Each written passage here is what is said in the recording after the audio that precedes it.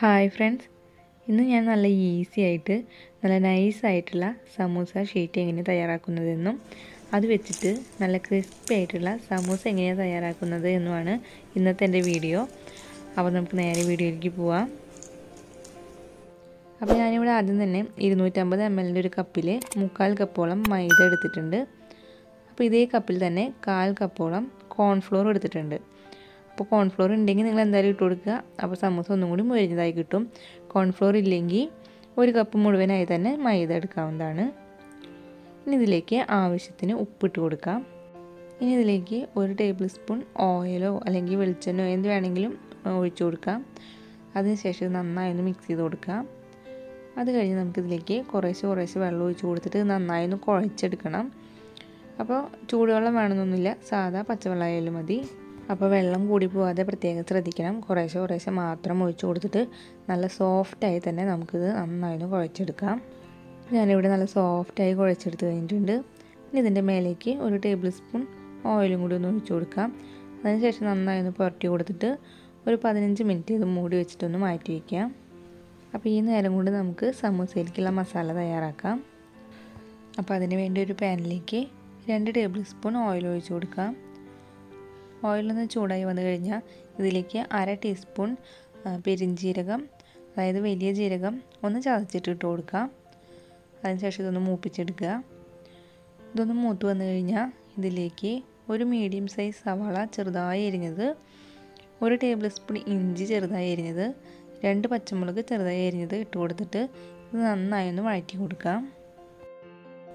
ഇത് നന്നായി വഴണ്ടി വന്നു കഴിഞ്ഞാൽ ഇതിലേക്ക് 1/4 ടീസ്പൂൺ മഞ്ഞൾപ്പൊടി, 1/2 ടീസ്പൂൺ കുരുമുളക് പൊടി, 1/2 ടീസ്പൂൺ സാധാ എരിവുള്ള മുളക് പൊടി, 1/2 ടീസ്പൂൺ ഗരം മസാലപ്പൊടി ഇട്ട് കൊടുത്തിട്ട് ഇത് നന്നായി ഒന്ന് മൂപ്പിച്ചെടുക്കാം.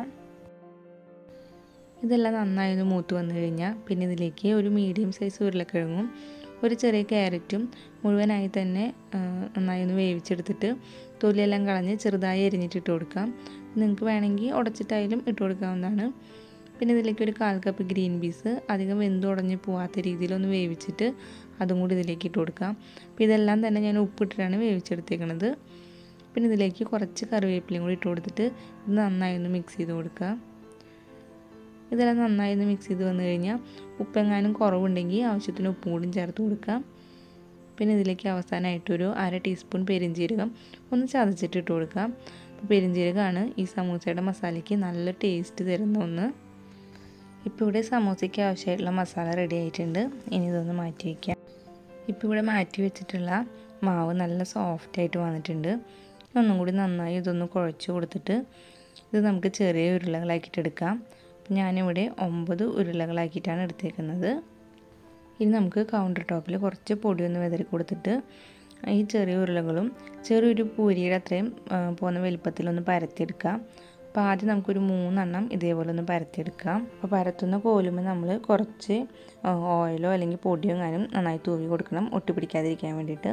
അപ്പോൾ ഞാനിവിടെ 3 എണ്ണം ഏകദേശം ഒരേ വലുപ്പത്തിൽ തന്നെ പരത്തിയെടുത്തിട്ടുണ്ട്.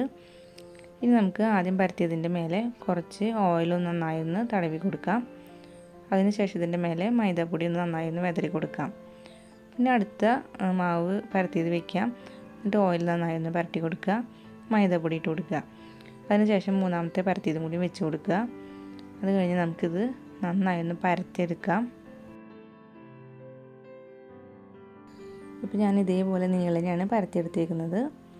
ഇനി ഇത് നമുക്ക് നല്ല ചൂടായ ഒരു പാനിലേക്ക് ഇട്ട് കൊടുക്കാം. അപ്പോൾ പാനിലേക്ക് ഇട്ട് കഴിഞ്ഞാൽ പിന്നെ നല്ല ലോ ഫ്ലെയിമിൽ വെച്ച് കൊടുക്കുക. അപ്പോൾ ഒരു 10 സെക്കൻഡ് കഴിഞ്ഞാൽ നമുക്കിതൊന്ന് മറച്ചിട്ട് കൊടുക്കാം. അപ്പോൾ മറച്ചിട്ടാലും ഒരുപാട് നേരം പാനിലിട്ട് വെക്കരുത്. ഒരു 10 സെക്കൻഡ് കഴിയുമ്പോൾ തന്നെ സൈഡൊക്കെ ഒന്ന് ചെറുതായി വിട്ട് വരുന്ന പോലെ നമുക്കൊന്ന് പിടിച്ച് നോക്കുമ്പോൾ വിട്ട് വരുന്ന പോലെ തോന്നുന്നത് കാണുന്നുണ്ടെങ്കിൽ അപ്പോൾ തന്നെ നമുക്കിത് എടുത്ത് മാറ്റണം. ഒരുപാട് നേരം പാനിലിട്ട് വെക്കരുത്. അപ്പോൾ ഞാനിത് മെല്ലെ ഒന്ന് അടർത്തി എടുക്കുകയാണ്. അപ്പോൾ ഏതെങ്കിലുമൊക്കെ ഒരു സൈഡ് ഭാഗം നമുക്ക് അടർത്തിയെടുക്കാവുന്ന പറ്റുന്ന രീതിയിലുണ്ടാവും. അപ്പോൾ ആ ഭാഗം വെച്ചിട്ട് നമുക്ക് മെല്ലെ ഒന്ന് അടർത്തിയെടുക്കാം. അപ്പോൾ നല്ല നൈസായിട്ടുള്ള ഷീറ്റ് തന്നെ നമുക്ക് കിട്ടും. നല്ല നൈസ് ഷീറ്റ് ഉണ്ടെങ്കിൽ നല്ല ക്രിസ്പി ആയിട്ടുള്ള നല്ല ടേസ്റ്റ് ആയിട്ടുള്ള സമൂസ ഉണ്ടാക്കിയെടുക്കാനായിട്ട് പറ്റുള്ളൂ. ഇപ്പോൾ നമ്മൾ ഓരോന്നായി പരത്തിയെടുക്കുകയാണെന്നുണ്ടെങ്കിൽ ഷീറ്റിൻ്റെ എല്ലാ ഭാഗവും ഒരേപോലെ നൈസായിട്ട് വരണമെന്നില്ല. പിന്നെ ഉണ്ടാക്കിയെടുക്കാൻ ഭയങ്കര ബുദ്ധിമുട്ടായിരിക്കും. അപ്പോൾ ഇങ്ങനെയാണെന്നുണ്ടെങ്കിൽ നമുക്ക് പെട്ടെന്ന് ഷീറ്റ് തയ്യാറാക്കിയെടുക്കാൻ പറ്റും. ഇനി ഈ ഷീറ്റിൻ്റെ 4 സൈഡൊന്ന് കട്ട് ചെയ്ത് മാറ്റാം.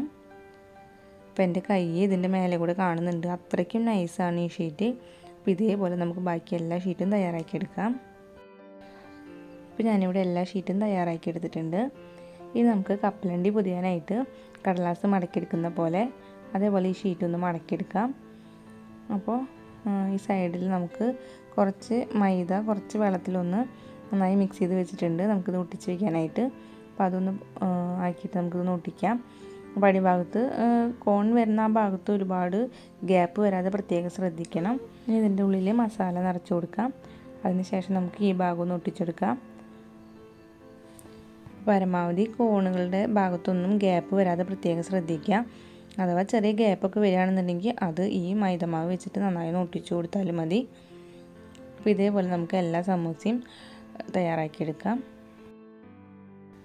അതിനുശേഷം ഇനിയിത് നല്ല ചൂടായ ഓയിലിലേക്ക് ഇട്ട് കൊടുക്കാം. അതിനുശേഷം മീഡിയം ഫ്ലെയിമിൽ വെച്ചിട്ട് ഇത് തിരിച്ചു മറിച്ചിട്ടൊന്ന് ഫ്രൈ ചെയ്തെടുക്കാം. അപ്പോൾ എൻ്റെ ഈ ചാനൽ പുതിയതായിട്ട് ആരെങ്കിലും കാണുന്നുണ്ടെങ്കിൽ പ്ലീസ് ചാനൽ ഒന്ന് സബ്സ്ക്രൈബ് ചെയ്യണേ.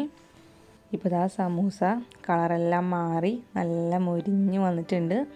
ഇനി നമുക്ക് ഓയിലിൽ നിന്ന് എടുക്കാം. അപ്പോൾ ഇതേപോലെ തന്നെ നമുക്ക് എല്ലാ സമൂസയും ഒന്ന് ഫ്രൈ ചെയ്തെടുക്കാം. അപ്പോൾ ഇത്രയേ ഉള്ളൂ. നല്ല ടേസ്റ്റ് ആയിട്ടുള്ള അടിപൊളി ക്രിസ്പി ആയിട്ടുള്ള സമൂസ തയ്യാറായിട്ടുണ്ട്. അപ്പോൾ ഇത് നല്ല ചൂടോടുകൂടി ടൊമാറ്റോ സോസിൻ്റെ കൂടെയോ അല്ലെങ്കിൽ ചായയുടെ കൂടെയൊക്കെ കഴിക്കാൻ അടിപൊളിയായിരിക്കും. അപ്പോൾ എൻ്റെ ഈ വീഡിയോ ഇഷ്ടപ്പെട്ടാൽ ലൈക്ക് ചെയ്യാനും ഷെയർ ചെയ്യാനും നിങ്ങളുടെ അഭിപ്രായങ്ങൾ കമൻറ്റ് ചെയ്യാനും മറക്കരുത്. അപ്പോൾ ഇനി വേറൊരു വീഡിയോ ആയിട്ട് കാണാം. അതുവരേക്കും എല്ലാവർക്കും ബൈ.